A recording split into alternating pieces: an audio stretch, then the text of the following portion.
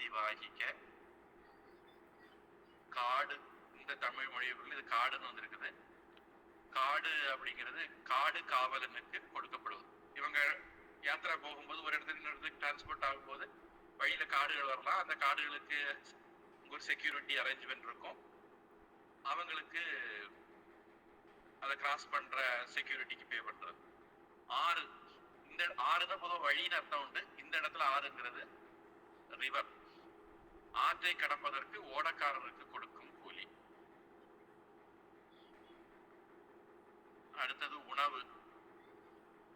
தனக்கும் உடன் வருவோருக்கும் உணவின் பொருட்டு செலவாகும் பொருள்.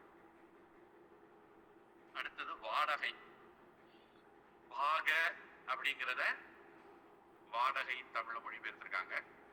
இவற்றிற்கு ஆகும் செலவு கழித்து எஞ்சிய ஊதியத்தையும் அறிதல் வேண்டும்.